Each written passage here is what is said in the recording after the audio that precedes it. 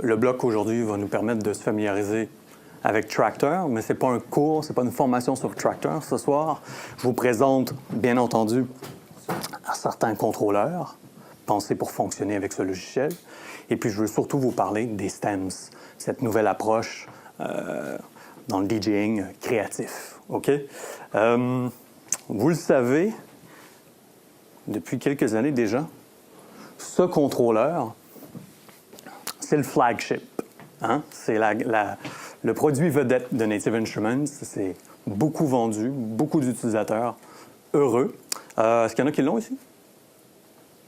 3, 4 mains. OK, quand même 4 personnes. Produit vedette, est-ce qu'il sera remplacé par la toute nouvelle S8? Je présume. Est-ce qu'il peut choquer? Donc, on compare la S4 avec la S8. S4, regardez-la comme il faut, là. Il n'y a plus de turn. Et puis, la S8, ce qui peut choquer, là, c'est l'absence des jog wheels. Ça, là, ça surprend, OK? Les jog wheels, c'est plus traditionnel, peut-être.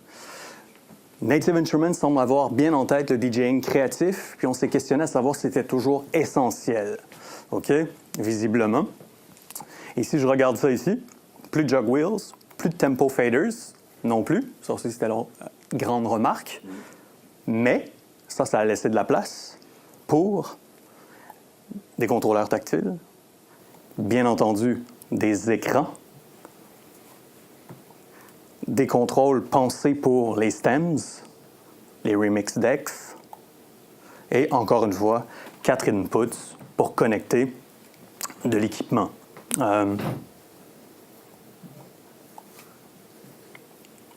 Setup assez basic, très efficace. On relie la S8 via USB à notre ordinateur. On s'assure de le connecter, OK, à une prise de courant. Et puis, on est all set parce que la S8, c'est un contrôleur tout en un. C'est-à-dire que c'est votre surface de contrôle, c'est votre interface d'audio. Vous pouvez avoir un boot monitoring. Vous avez des inputs, donc, pour connecter. Les 4 inputs, elles ne sont pas inutiles. Elles sont là pour connecter dans un setup peut-être un peu plus complexe, un peu plus avancé, des tables tournantes, des CDJs. Alors, bien entendu, sur la S8, au centre, je retrouve le mixeur et je peux choisir, est-ce que le mixeur me donne accès au son du logiciel ou des tables tournantes que j'y connecterai, par exemple. OK? C'est un choix. OK? C'est bien que tout ça soit réuni. OK? Est-ce qu'il y en a qui ont la S8 déjà? Vous êtes 2? OK. Les contrôleurs tactiles, ça vous plaît? Oui. Oui? Vraiment. Oui. La recherche, c'est plus vite.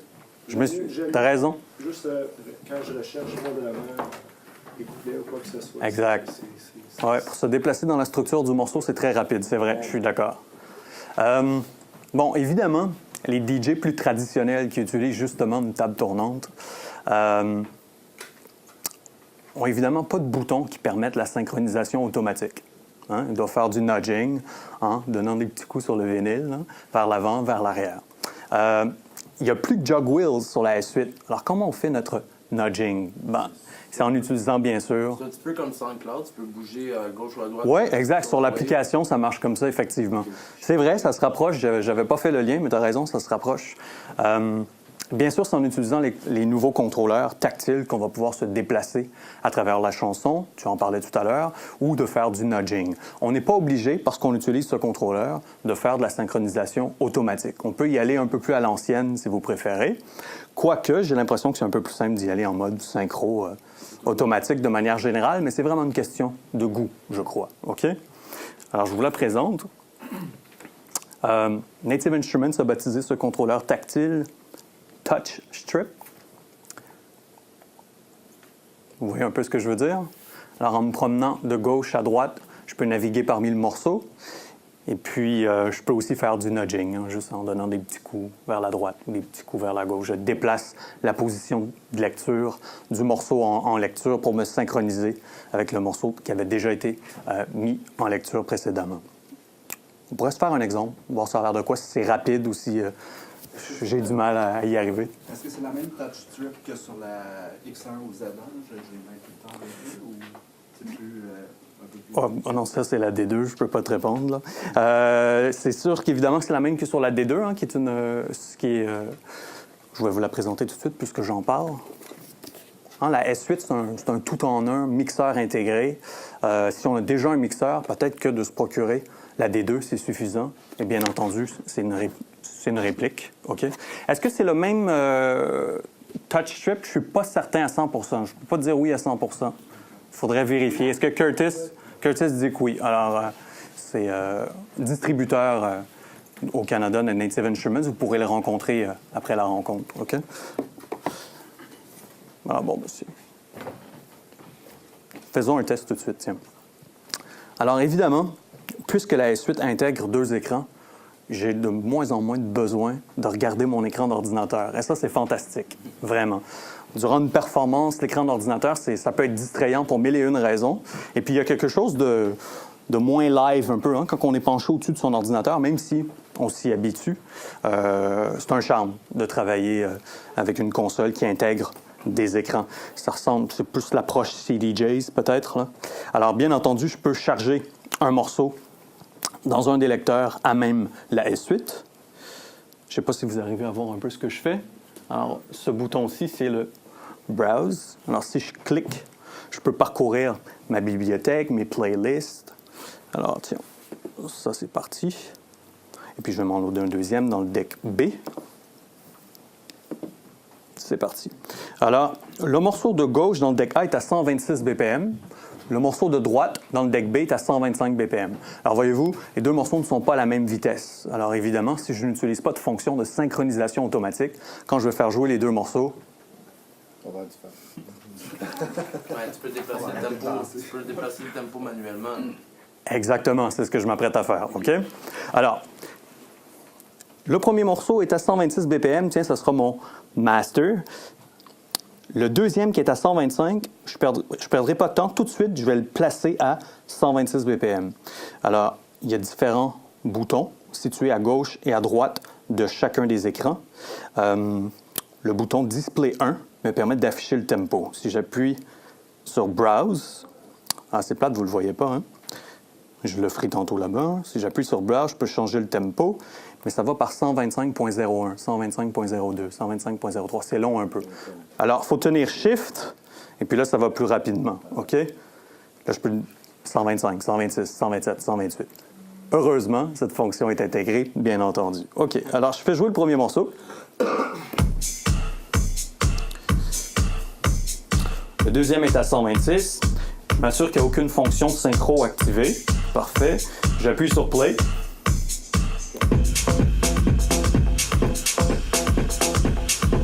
Pas parfaitement synchro, bien entendu. OK? L'idée, c'est de vous le faire entendre que c'est pas synchro. OK? Alors, ce que je serais forcé de faire, si c'est une table tournante, c'est vous donner un petit coup pour le réaligner avec la première piste. Là, je vais utiliser la touch strip. OK? Je suis un peu en retard, visiblement. Je vais me rattraper.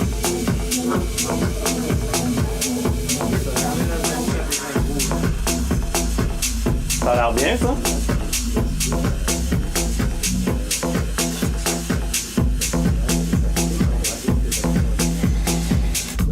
Ça, c'est le morceau de gauche. Le morceau de droite. Les deux en même temps. Ça me semble parfaitement synchronisé, ça. Alors, ça n'a pas été trop compliqué. La raison qui explique que c'est vraiment simple, c'est que vis-à-vis la touch strip, tu as des témoins lumineux qui t'indiquent si tu as du retard ou de l'avance. Fantastique. OK? Alors, c'est vrai, avec ce témoin lumineux, tu sais tout de suite si tu as un manque à gagner ou si tu es trop d'avance. Alors, bien entendu, je peux rattraper ce retard-là ou aller plus rapidement. Voyez-vous ce que je veux dire? Alors, la synchronisation se fait automatiquement. Ce qui aide vraiment, par contre, c'est de régler le tempo que je veux obtenir dès le départ. J'ai remarqué que si on ne le faisait pas, tu dois passer presque ton temps à rattraper le temps perdu. Je veux dire, il se synchronise, puis après quelques temps, la synchronisation se perd. Mais en réglant le tempo d'abord, ça semble aller mieux. OK? Ça, c'est mon conseil pour vous. OK? Ça va? Alors, ça n'a pas été trop compliqué. Sans avoir le synchro. Ça, c'est Exactement. Il n'y a aucune synchronisation. Donc, ça, c'est une synchronisation manuelle, effectivement. OK? Ben, c'est pas vraiment manuel parce qu'ils te le disent, là, tu sais, il t'en manque. Ben, ils sont quand même pas pour enlever la fonction juste pour te, tu sais, te faire plaisir. Là. Mais ça peut arriver, par exemple, qu'il qu'il est mal analysé quand il est loadé. Oui, oui, tu as raison. Alors, Option. ça, tiens, j'essaierai de... Je pense même que je m'en suis noté un exemple où ça m'était arrivé, puis j'ai pensé vous en parler. Rappelle-le-moi si jamais tu sens que je passe à côté, là. À quelle heure? Parce qu'effectivement, parfois, on load un morceau et puis Tractor a mal analysé la vitesse de l'enregistrement du morceau. Donc, le BPM n'est pas le bon. Alors, on a beau se synchroniser, ça ne fonctionne pas, pourquoi, etc. Mais c'est un jeu d'enfant de régler le problème. Et ce qui est bien, c'est que, encore une fois, tout peut se faire à l'écran, sur le contrôleur. Donc, c'est vraiment le feel quand même assez traditionnel, même si c'est des technologies récentes. OK? Pas besoin d'ordinateur. Oui? En plus, tu fais ça dans tes écouteurs. Exactement. Moi, je vous le faisais entendre pour que, évidemment, vous sachiez ce que ça fait. Mais personne ne s'en rendrait compte, ça, hein, évidemment. J'ai ici, sur la S8, une prise pour écouteurs. Alors, je peux monitorer soit les deux decks, soit juste un des deux decks, etc. Donc, je peux tout préparer. Et quand tout est beau, ben, j'envoie le volume dans la salle et puis les gens m'applaudissent.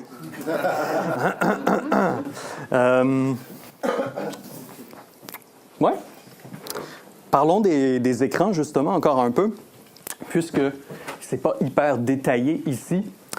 J'ai pris des screen captures, là, des manuels d'instruction, etc., pour vous montrer les grands modes d'affichage disponibles sur les deux écrans, qui sont bien sûr en couleur. Alors, en voici deux exemples. Je peux choisir sur chacun des écrans quel mode d'affichage je veux. Et puis, évidemment, le premier que j'utilise en général, c'est le Browse View, ce qui me permet d'aller chercher le morceau que je veux mettre en lecture en ce moment. Je peux me naviguer même parmi ma bibliothèque iTunes si je le souhaite, alors il n'y a pas vraiment de limite. OK? Il y a le Big Grid View, justement. Ce mode-là, il est particulièrement pratique quand tu te rends compte que le tempo a mal été analysé. La vitesse du morceau a mal été analysée. Alors, qu'est-ce qu'on peut faire? Il y a deux options. Quand je passe en mode Big Grid, je peux moi-même réaligner la grille de Tractor par rapport aux événements musicaux, le kick par exemple, OK? Et puis, sinon, moi, c'est la technique que je préfère. La deuxième option, c'est le tap tempo, OK? Alors, il y a une fonction tap tempo, puis tu peux te servir d'un des boutons pour taper le tempo du morceau en lecture, et puis lui, il va se dire « Ah, ben vois-tu, à cette vitesse-là, visiblement, le tempo que j'avais trouvé n'est pas le bon, ça doit être celui-là. » Et automatiquement, ce qu'il y a de bien avec cette fonction-là, c'est qu'il réaligne le beat grid par rapport au nouveau tempo détecté. Alors, quand je dis que c'est un jeu d'enfant, d'une certaine façon, ben, je me trompe pas, OK? Je vais vous le montrer. Je vais vous faire un exemple. Oui? Combien cette petite machine-là? Ben, tu vois, je viens de vérifier sur le site de... C'est 1600. Sur le site Internet, puis c'est autour de 1700. 1700. Canadien? Ouais, canadien. Ok. Ouais, ouais. Est-ce qu'il y a un nain qui vient avec pour t'aider à la traîner quand tu vas faire? C'est vrai que non, mais c'est un point que tu apportes qui est intéressant. Imagine que tu arrives dans une gig puis il manque de place. Non, il faut le prévoir, c'est pas petit. C'est pour ça qu'il y a cette option-là. C'est l'alternative. OK? En même temps, c'est pas hyper gros. Non, mais des fois, les DJ booths sont petits et restreints. OK, faisons un exemple. Tiens, on va loader un morceau qui, je me rappelle, est un peu complexe au niveau de la rythmique. Alors, souvent, Tractor se trompe, analyse pas correctement le tempo. Alors, je vais aller dans Browse. Justement, je tombe dans le Browse View en appuyant sur Browse. Tiens, je vais le faire ici, comme ça, vous allez voir. Puis, je vais loader. Je vais faire Back pour aller dans un autre document, dossier. Tiens, ça ici. Qu'est-ce que je l'ai pas loin? Je devrais l'avoir ici, normalement.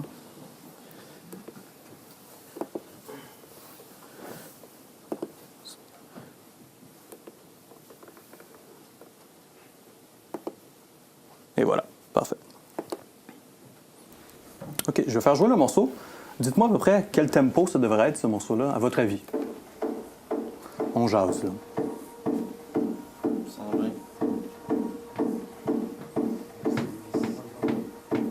très four to the floor, house, peut-être techno. Donc autour de 120, on peut le dire comme ça, autour de 120. Mais voyez-vous, le tractor m'indique 92.25. OK?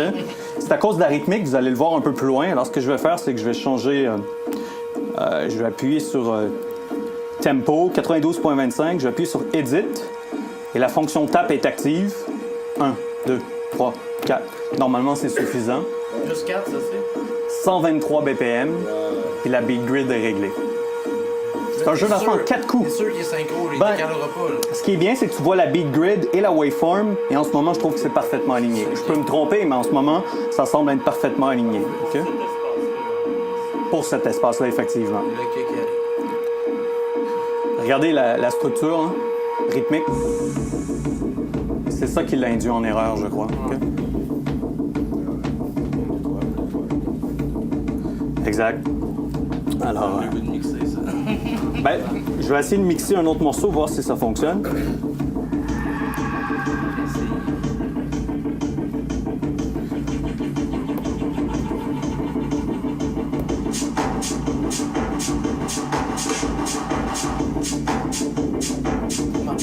Ça fonctionne, donc le beat grid est bon, le 123 BPM est juste.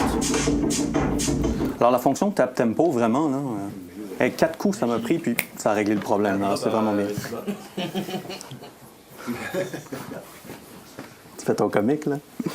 Non, mais la drop, elle a pas l'air d'être bonne. Ah, c'est des bons morceaux, je vous donnerai les titres si vous voulez plus tard. OK, on continue. Bon, ben du coup, j'ai pu répondre à la question. D'autres modes d'affichage. On a parlé du Browse View, du Beat Grid View.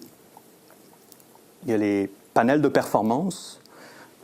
Display 1, Display 2 à gauche de l'écran. Le Display 1 permet de voir le BPM, OK, de le manipuler.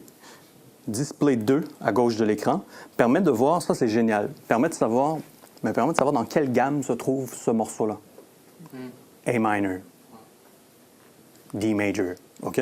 Alors ça c'est cool, je pars 2 morceaux, je vérifie dans quelle gamme ils sont. Ah ben ça tombe bien, ils sont dans la même gamme, je les joue, ça donne un résultat intéressant bien entendu parce que les deux sont dans la même gamme musicale. Ou je peux la manipuler et puis matcher la gamme musicale du morceau en lecture. C'est comme un mash-up en temps réel, si vous êtes familier avec l'expression. J'y reviendrai, je ferai un exemple de ça, ça vaut la peine. Et puis, j'ai, bien sûr, les effets que je peux contrôler à même mon écran. Sans me concentrer sur mon ordinateur, je peux contrôler... en fait, je peux sélectionner l'effet que je veux contrôler. Je peux choisir, est-ce qu'un deck est assigné à un seul effet? Et du coup, tous les contrôleurs ici me permettent de manipuler cet effet, ou est-ce que je veux assigner ce deck à plusieurs effets différents, et maintenant, chacun des boutons rotatifs ici là, me permet de contrôler un effet différent. C'est un choix à faire, OK? Ouais, ça, c'est bien. Évidemment, c'est disponible. Et ce qui est cool, c'est que l'écran reste clean, détaillé, axé sur l'essentiel. Si j'avais toujours sur l'écran mes indicateurs d'effet, 100%, 30%, feedback, plus 10, plus 15, il ne me resterait plus beaucoup de place pour voir la forme d'onde. Voyez-vous ce que je veux dire? Alors, ils ont pensé une fonction intéressante. Quand tu bouges les boutons, là, ça apparaît sur l'écran. Si tu n'y touches pas, ils disparaissent, ils considèrent que tu n'en as pas de besoin. Bah, bonne idée. OK? J'ai parlé de les 2 boutons à gauche de performance de l'écran. Il y a 2 boutons à droite. Par défaut, le bouton de droite me permet de zoomer in sur la forme d'onde et puis de zoomer out pour avoir plus de précision ou plus de recul par rapport au morceau. Et puis, peu importe dans quel menu je me trouve, je peux toujours me servir de ce bouton en haut complètement pour revenir au point de départ. Ça, c'est pratique. Des fois, tu ne sais plus où tu es. Je peux juste revenir au début. Le shortcut, il est là. OK? Les 2 petites flèches ici ne sont pas particulièrement efficaces quand tu utilises un deck standard pour faire jouer un morceau, mais sont particulièrement efficaces lorsque tu utilises un remix deck. Je ne sais pas si vous êtes familier avec ça. On peut faire jouer différents loops, différents échantillons, puis improviser un nouvel arrangement, une nouvelle chanson, etc. Là, ça devient pratique d'utiliser ces fonctions-là. On peut donc décider avec ces 2 petits... Je ne sais pas si vous les voyez, là, ouais. On peut décider avec ces 2 boutons-là, qu'est-ce que la section performance ici, là, qu'est-ce que ça va contrôler? Est-ce que c'est un effet de filtre, des volumes, une balance de volume, etc. Sinon, en mode standard, c'est peut-être moins pratique, mais tant mieux, ils sont là pour d'autres raisons. Évidemment, le deck A, c'est une copie de la deck B, ça ne change rien qu'on soit à gauche ou à droite. Et puis au centre, toujours le mixeur. Ceux qui ont une S4, vous le savez, il y a maintenant des filtres d'intégrer sur chacun des canaux. Alors, non seulement il y a un EQ, mais il y a un filtre. Alors, par exemple...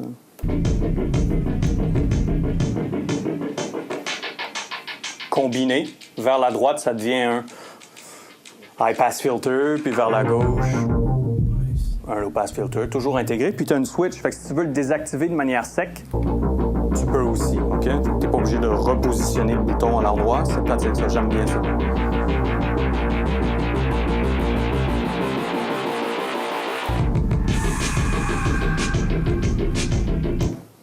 C'était dark quand même, hein? Oui, OK. J'ai parlé des panels de performance et des effets. Deux autres modes d'affichage, et pas les moindres. Stem View. Alors ça, c'est révolutionnaire. Il faut le dire, là, révolutionnaire. Stem View, c'est le mode d'affichage qui me permet finalement de découper un morceau en différents groupes d'instruments. Les drums, la bass, les synthétiseurs, le vocal, c'est un exemple. Okay? Ça pourrait être autre chose, mais c'est assez classique. Les drums, la bass, le vocal, etc. Et puis de visualiser à l'écran chacune des formes d'onde de chacun des instruments. Alors, je peux savoir à tout moment ce qui s'en vient, quand est-ce que le vocal va embarquer, quand est-ce que les drums vont s'en aller, etc. Alors, c'est vraiment davantage de précision qu'une simple forme d'onde. Alors, évidemment, c'est là que ça joue en ce qui concerne le DJing créatif. Pourquoi je dis que c'est révolutionnaire? Bien, imaginez si toutes les chansons étaient comme ça et qu'on pouvait constamment décider d'éliminer les drums pour les remplacer par autre chose, etc. Ça serait génial. Alors, bien entendu, tous les morceaux ne sont pas comme ça, mais il y a moyen de s'en procurer plusieurs. Je vous dirai où un peu plus tard. Je parlerai plus en détail de ce que c'est que les fameux stems. Alors, sachez-le, sur la S8, ce qu'il y a de révolutionnaire, bien entendu, c'est le Stem View. OK? Vous voyez à l'écran, on peut voir les différentes formes d'ondes des différents groupes d'instruments. OK? Oui? Ça n'apparaît pas dans le tracteur, par exemple. Exact. J'y serais venu plus tard, mais tu as raison de le préciser. Malheureusement, quand je prends un morceau qui a été comme ça divisé en catégories d'instruments, en groupes d'instruments, que Native Instruments s'appelle un fichier stem, et que je le load dans le tractor, je ne les vois pas malheureusement, les différentes formes d'ondes. OK? Pourquoi? Parce que c'est une bonne question. Pourquoi? Pourquoi je ne les vois pas, même le logiciel? C'est que ce serait un peu trop exigeant pour un ordinateur, durant une performance live, d'afficher autant d'informations. OK? Parce que le logiciel n'est pas récent, et la façon qu'il a été codé, ça sera un problème. OK? Il dépend uniquement des ressources CPU de l'ordinateur et non pas des ressources graphiques de la carte vidéo. Alors, ça deviendrait un problème. Mais... moi, je trouve ça pratique. Oui? T'aimes ça? Comme ça, tu te dis, justement, je focus là-dessus. Tu vois ta track au complet, tu vois tes 4 tracks. Ouais. Comme ça, tu peux visualiser tes deux éléments séparément. Oui, c'est une façon de le voir. Je trouve ça, non, au contraire, je trouve ça, c'est pratique comme ça. Sur la S8, tu peux choisir d'afficher ou non les instruments séparés ou tout ensemble. C'est une option à même l'interface, mais sinon, effectivement, sur l'écran, tu vois le morceau intégral, et puis sur la S8, tu vois les différents groupes d'instruments. Excusez-moi, c'est quoi le nom de celui-là? C'est le D2. Le D2? Oui, D2. Est-ce que le D2 a le même écran que le S8? Oui. C'est vraiment une copie. Oui. OK. On va... Ah, il y avait une autre question, oui. Si toi-même tu fais tes beats sur des logiciels, tu les apportes dans le tracteur, est-ce que tu peux les voir comme ça? À condition de les préparer comme il se doit et de les sauvegarder dans le bon format, qui est le format STEM. OK? Alors, j'en reparlerai. Je vais vous expliquer exactement comment le faire. OK? D'ici la fin du cours, je vous explique ça. OK? Du cours. De notre meeting. La présentation. Oui. Remix View. Alors ça aussi, c'est génial. OK? Ça a été repensé. Et parce qu'on a un écran, c'est très net, très clair. Je vois où sont placés mes loops. Je peux évidemment déclencher la lecture d'un loop ou de plusieurs loops à la fois. Je peux les arrêter. Je peux contrôler leur volume, les filtrer indépendamment. Alors, tout a été pensé même pour ce mode. OK? Et Remix Decks. OK. Ça va pour ça. Dernier mode, et je trouve particulièrement intéressant, Freeze Mode, qui vient avec son Freeze View, bien entendu. OK? Alors, je ne sais pas si vous arrivez à voir à l'écran, mais il y a bien sûr la forme d'onde du morceau intégral.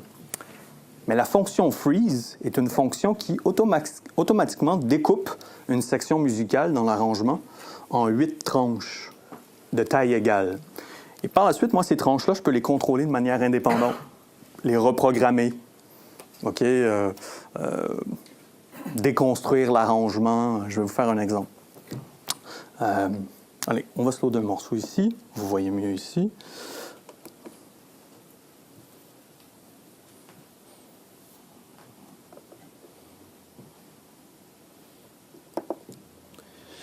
Tiens, on va loader ça ici. On fera 2 exemples, ça vaut la peine.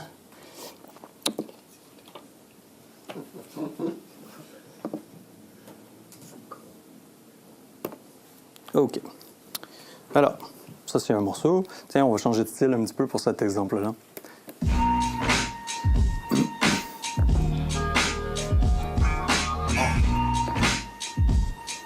Yeah, shit.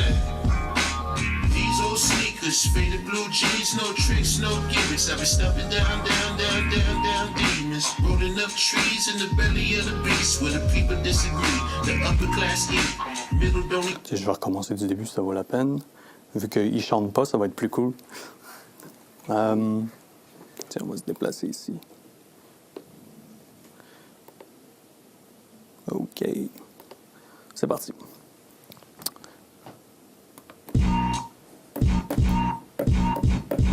Alors, sur mon contrôleur, chacune des tranches de taille égale est maintenant assignée à un pad. OK? Qui n'est pas sans rappeler les pads de machine. Hein, une autre solution, là, hardware, pour la production musicale.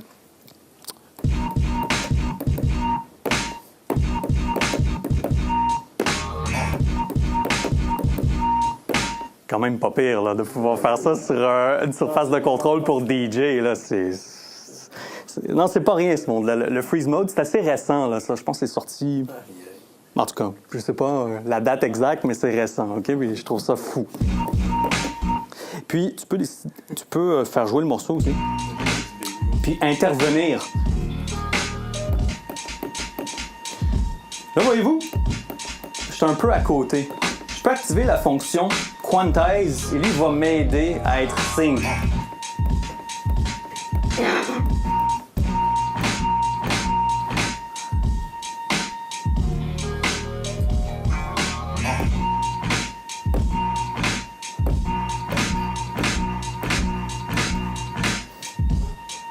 OK. Puis tiens, un autre exemple, puisqu'on y est.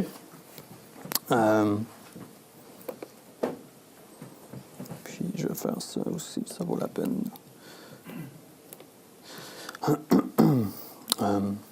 Ouais. Des loops vocales, c'est vraiment intéressant.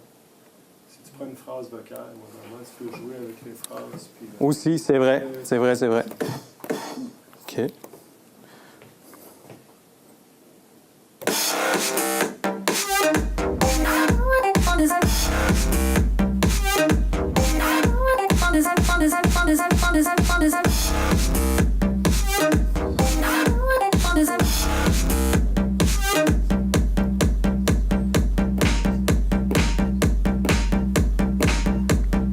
Yay!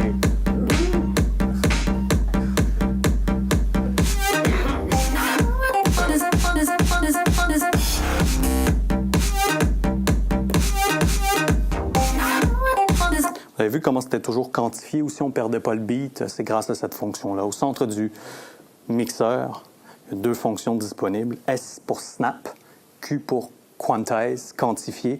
Le snap, il est pratique quand tu veux placer des hot cues, des marqueurs dans ton enregistrement. Ah, voici le refrain, tiens, je vais me mettre un marqueur à cet endroit-là. Si la fonction snap est active, il va s'assurer de positionner le marqueur au début de la mesure sur le downbeat, alors tu ne te trompes pas, OK?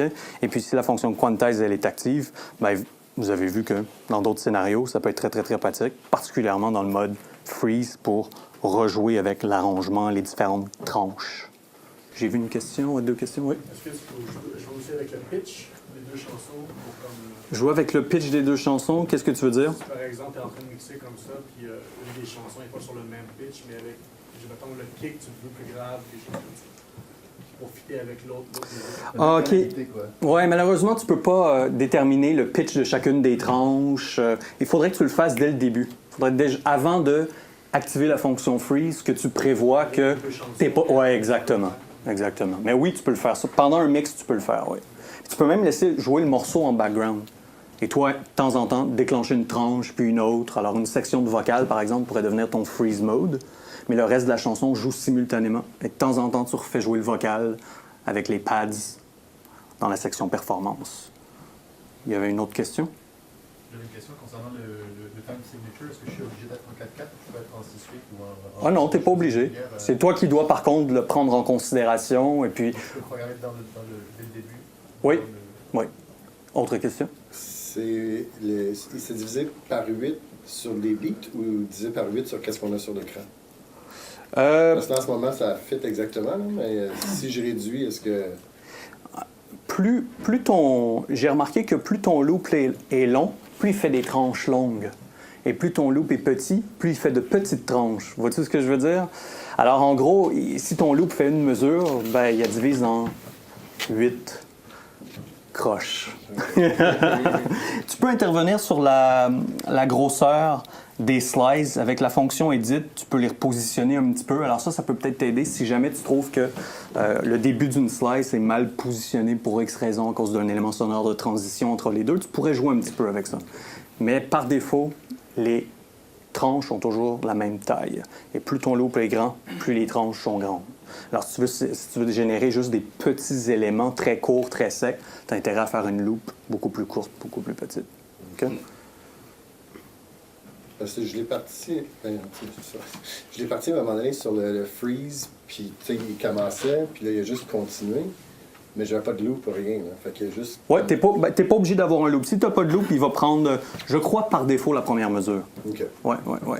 Sinon, voir avec, par défaut, ta fonction loop, même si tu l'as pas activée, elle est assignée pour te donner un loop de combien de beats? 4 beats, 8 beats, 16 beats. Okay. Peut-être vérifier ça. Ouais.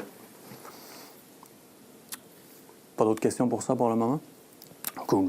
La question qui revient souvent quand on met la main sur une S8 ou quand on magasine une S8 ou quand on s'intéresse simplement à ce contrôleur, c'est est-ce qu'il y a moyen de réassigner les différents contrôleurs, les différents boutons rotatifs, faders, à autre chose? De tout réorganiser selon mes goûts personnels? Bien, la réponse courte, c'est non. La réponse courte, c'est non pour le moment. Apparemment que ça s'en vient, mais pour le moment, je pense qu'ils voulaient vraiment nous présenter la S8 comme quelque chose de clé en main, OK? D'efficace, de bien pensé, et c'est vrai. Par contre, dans les préférences, il y a moyen...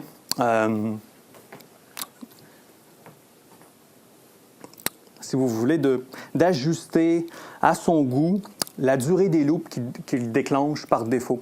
Alors moi, quand j'ai installé la S8 pour la première fois sur mon ordinateur, que j'ai ouvert Tractor, j'ai remarqué que quand j'activais la fonction loop, ici, dans la section performance, les loops étaient très, très courts. OK? Et je trouvais pas ça pratique pour mon style de mix plus techno, plus house.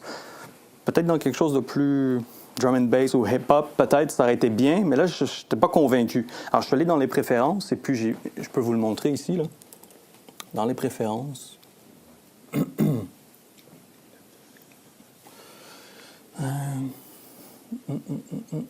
c'est bien. Je ne le vois pas. Ah oui, ici, c'est ça. Exact.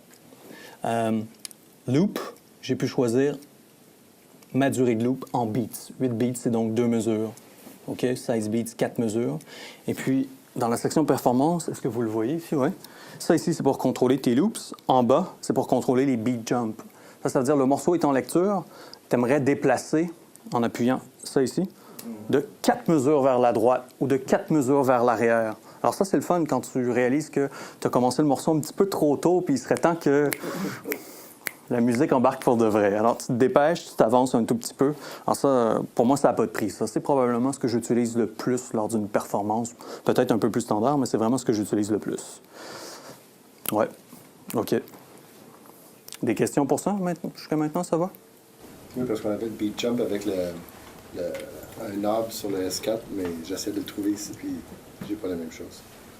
Voilà, exact.